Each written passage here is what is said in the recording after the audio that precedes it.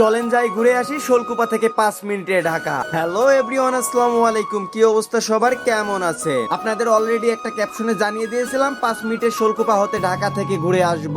আজকে চলে আসলাম সেই রোমাঞ্চকর ভিডিও নিয়ে। ভিডিওটি না দেখলে আপনি অনেক কিছু মিস করে যাবেন। এখন বর্তমানে আমরা আছি ঝিনাইদহ জেলার শোলকুপা উপজেলার 7 নম্বর হাকিমপুর ইউনিয়নের গড়াই নদীর ঘাটে।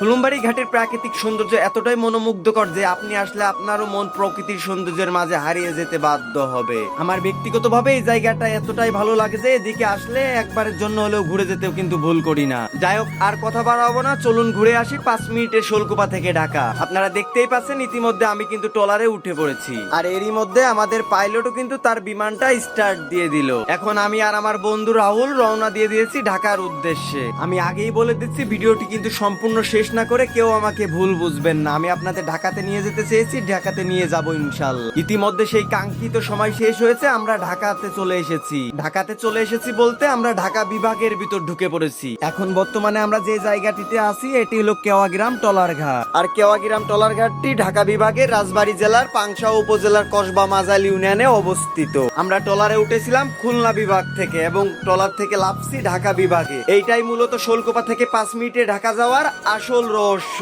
বর্তমানে আমি যে জায়গাটিতে দাঁড়িয়ে আছি এটি সম্পূর্ণ কিন্তু ঢাকা বিভাগের ভিতর। যাই হোক, আমরা আর বেশিক্ষণ এইখানে থাকবো না, আমরা আমার প্রাণের উপজেলার শোলকুপার দিকে রওনা দেব। আচ্ছা, আপনি আপনার জীবনের শেষ কবে এই বাচ্চাগুলোর মতো গোসল করেছেন অবশ্যই কমেন্ট বক্সে জানিয়ে দিয়ে যাবেন। আসলে অল্প কিছুক্ষণ এই টলারে থাকলেও সময়টা কিন্তু অনেক এনজয় করেছি। অনেক অপরিচিত মানুষের সাথে পরিচিত হয়েছি। প্রতিদিনই হাজার হাজার মানুষ কেওয়া ঘাট থেকে কুলুমবাড়ি ঘাটে আসা যাওয়া করে তাদের নিত্য প্রয়োজনীয় কাজের জন্য। ইতিমধ্যে আমরা শোলকুপা উপজেলার কুলুমবাড়ি গড়াই নদীর ঘাটে সঠিকভাবে পৌঁছে গেছি। এখন আমরা ট্রলার থেকে নিচে নেমে যাব। ভিডিওটিতে আমি যতটা পেরেছি অনেক মানুষের অজানা তথ্যকে তুলে ধরতে চেয়েছি। ভিডিওটি ভালো লাগলে অবশ্যই শেয়ার করতে ভুল করবেন না। সবাই ভালো থাকবেন, সুস্থ থাকবেন। আল্লাহ হাফেজ।